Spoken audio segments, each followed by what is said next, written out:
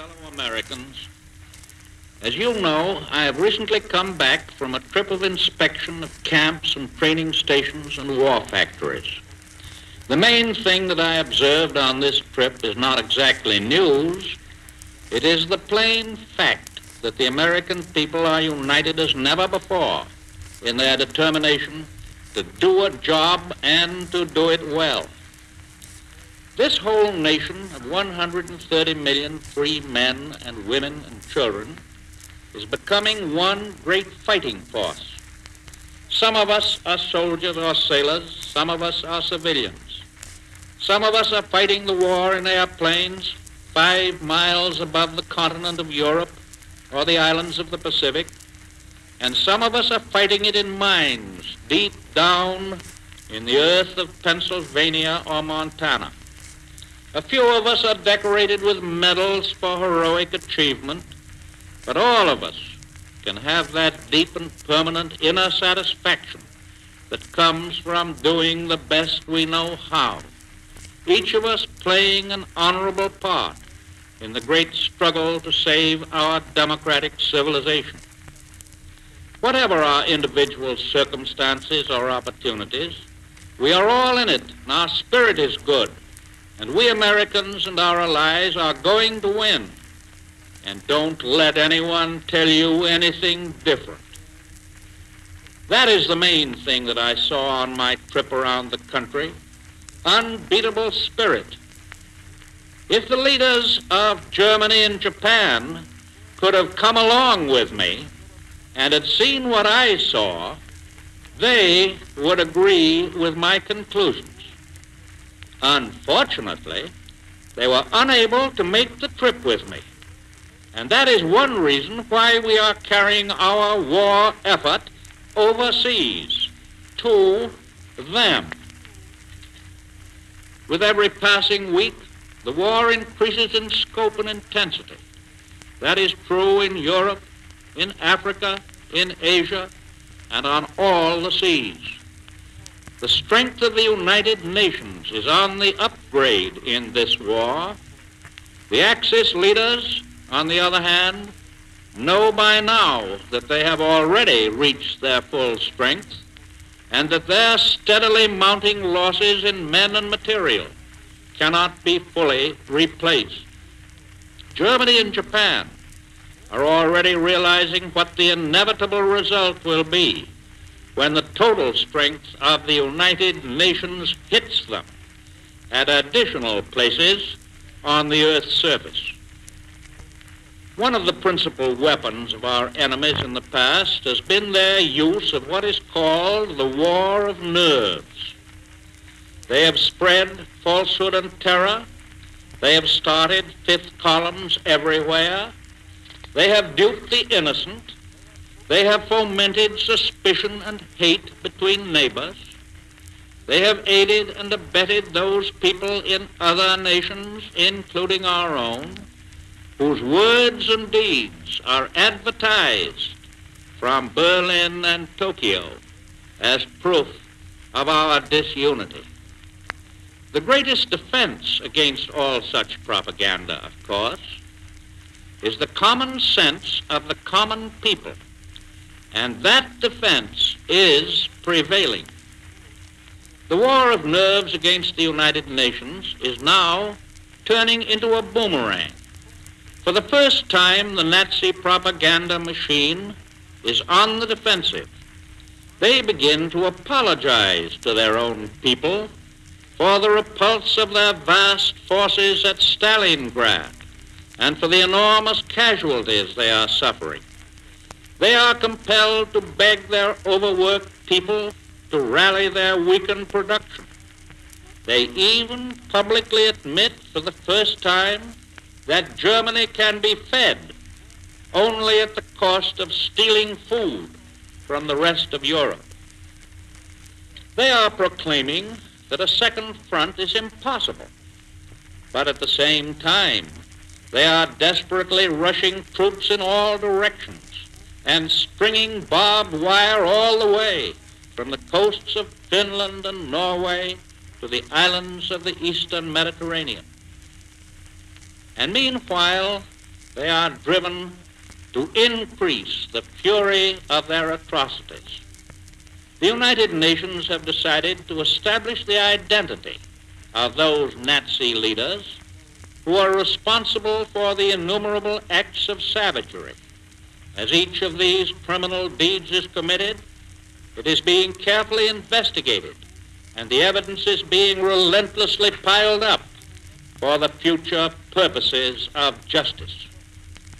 We have made it entirely clear that the United Nations seek no mass reprisals against the populations of Germany or Italy or Japan, but the ringleaders and their brutal henchmen must be named and apprehended and tried in accordance with the judicial processes of criminal law. There are now millions of Americans in army camps, in naval stations, in factories, and in shipyards. Who are these millions upon whom the life of our country depends? What are they thinking?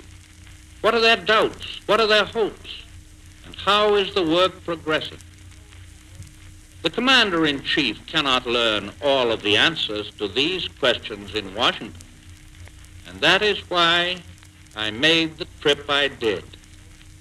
It is very easy to say, as some have said, that when the President travels through the country, he should go with a blare of trumpets, with crowds on the sidewalks, with batteries of reporters and photographers, talking and posing with all of the politicians of the land. But having had some experience in this war and in the last war, I can tell you very simply that the kind of trip I took permitted me to concentrate on the work I had to do without expending time meeting all the demands of publicity. And I might add, it was a particular pleasure to make a tour of the country without having to give a single thought to politics. I expect to make other trips for similar purposes, and I shall make them in the same way.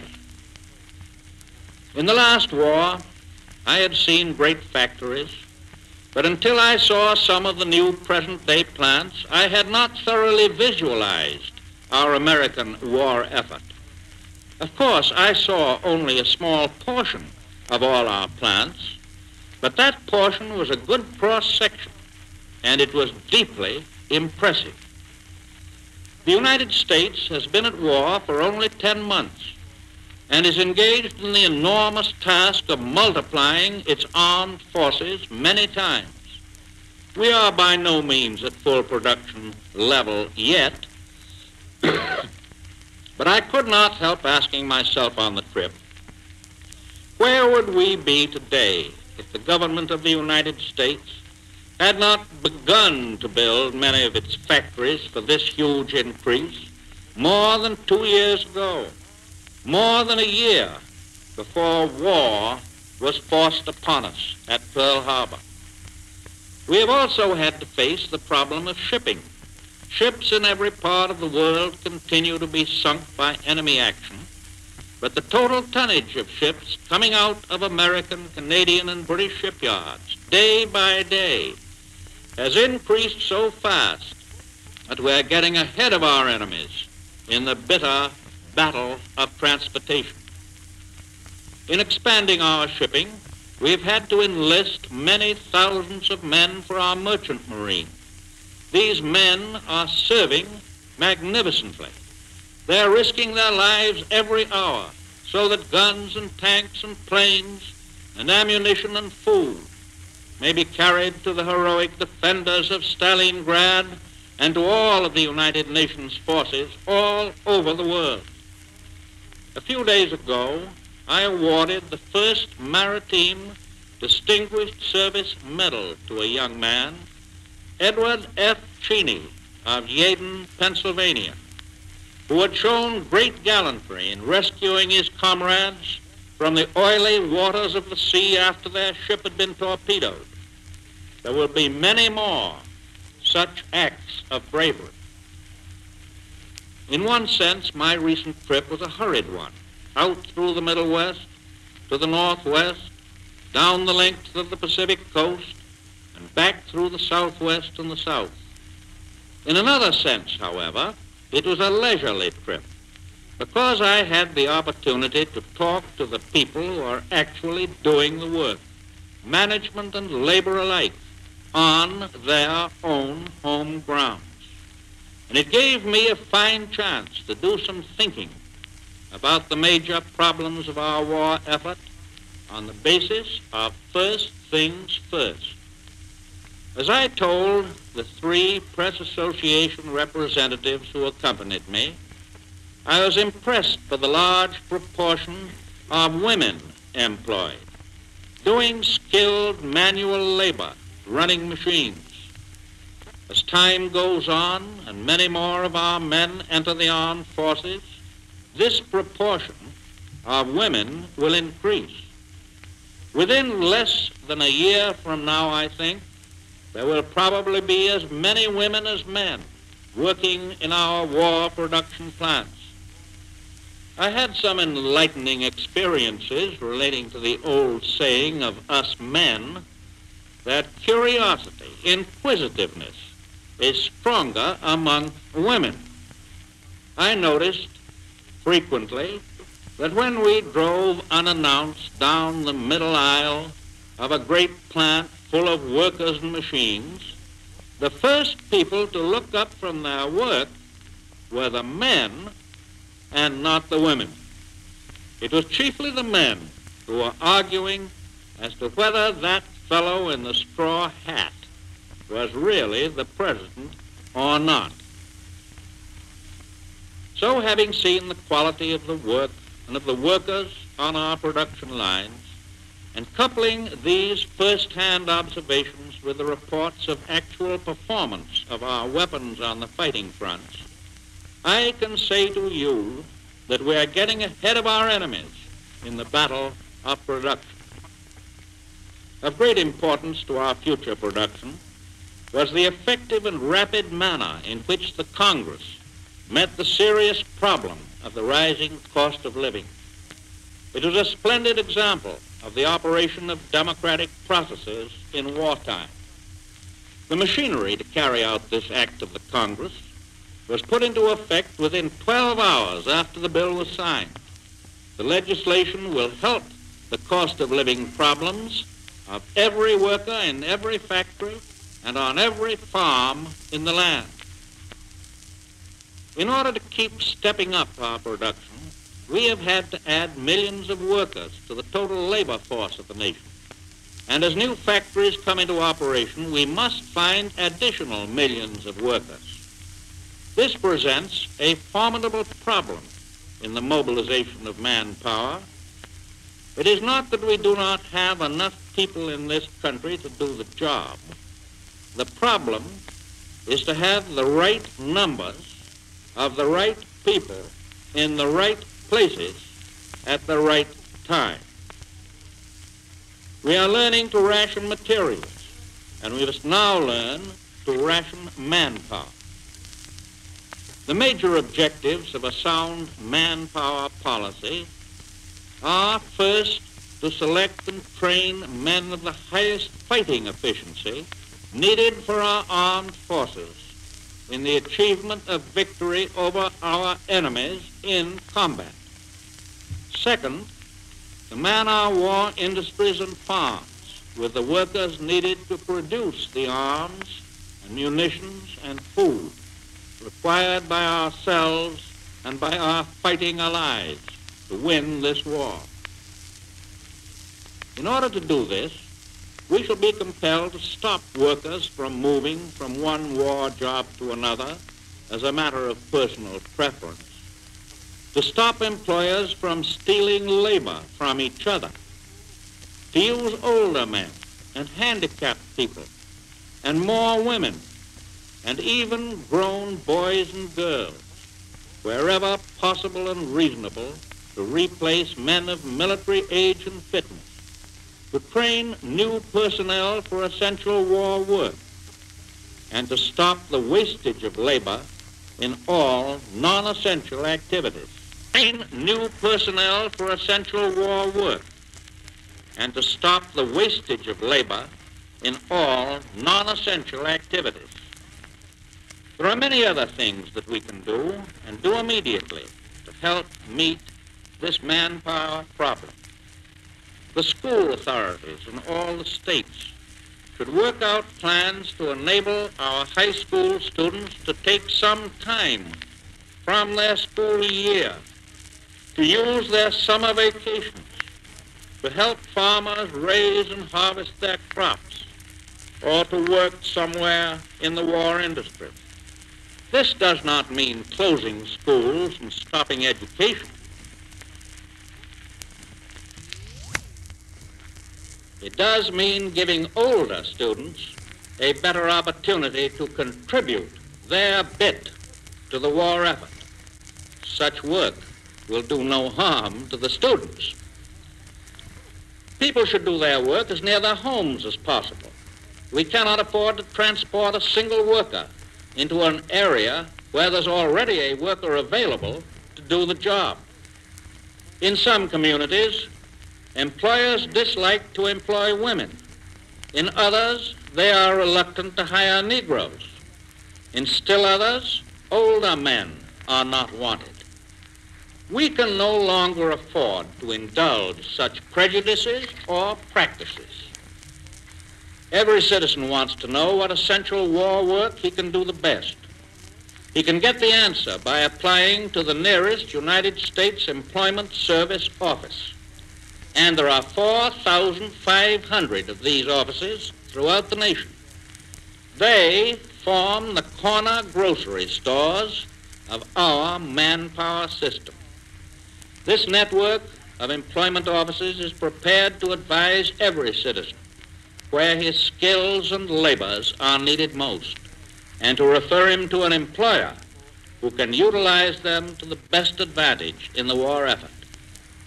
Perhaps the most difficult phase of the manpower problem is the scarcity of farm labor in many places. I have seen evidences of the fact, however, that the people are trying to meet it as well as possible. In one community that I have visited, a perishable crop was harvested by turning out the whole of the high school for 3 or 4 days.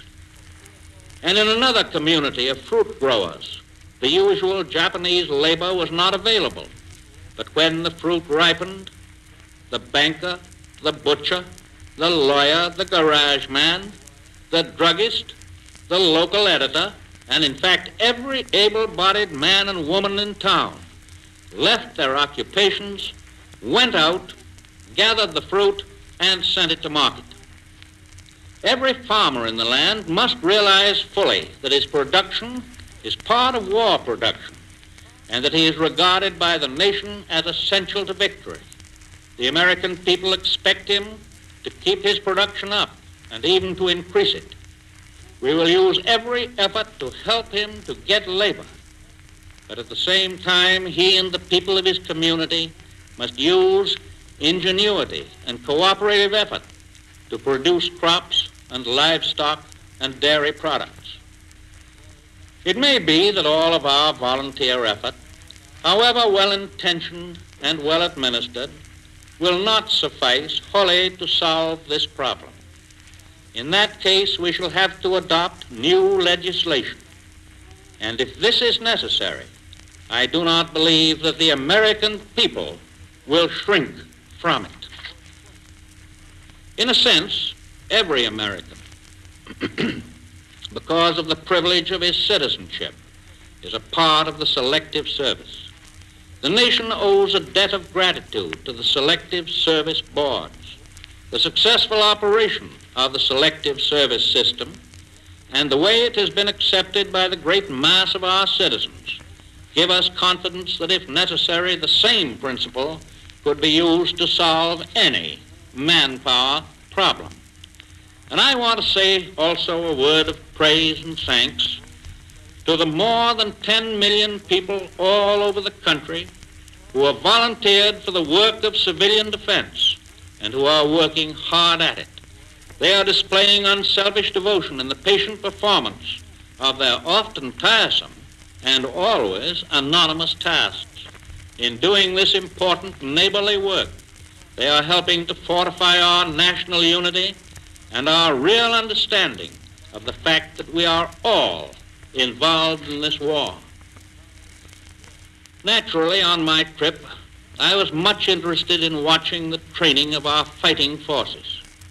All of our combat units that go overseas must consist of young, strong men who have had thorough training.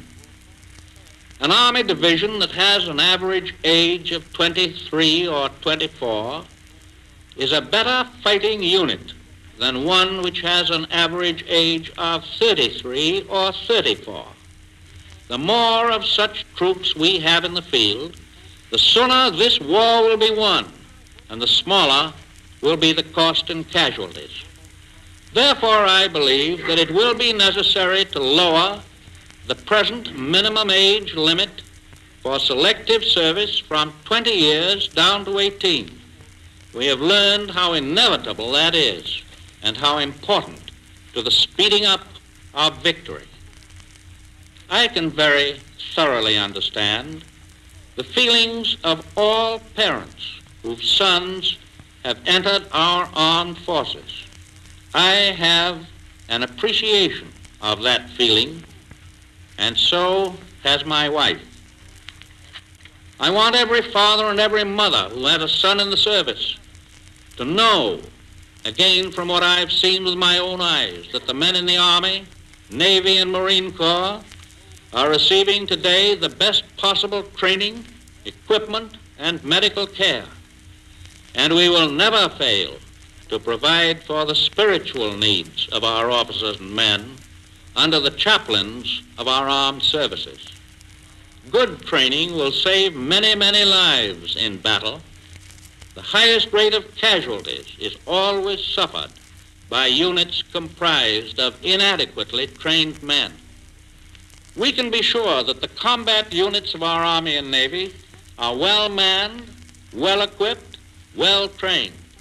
Their effectiveness in action will depend upon the quality of their leadership and upon the wisdom of the strategic plans on which all military operations are based. I can say one thing about these plans of ours.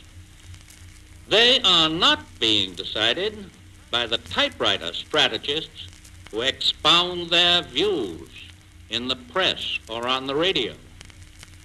One of the greatest of American soldiers, Robert E. Lee, once remarked on the tragic fact that in the war of his day, all of the best generals were apparently working on newspapers instead of in the Army.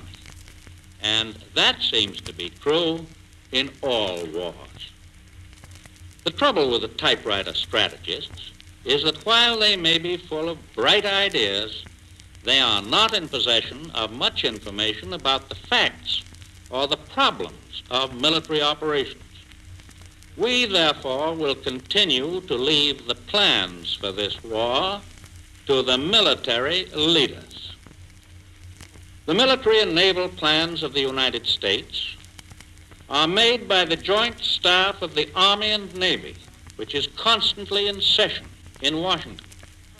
The chiefs of this staff are Admiral Lay, General Marshall, Admiral King, and General Arnold.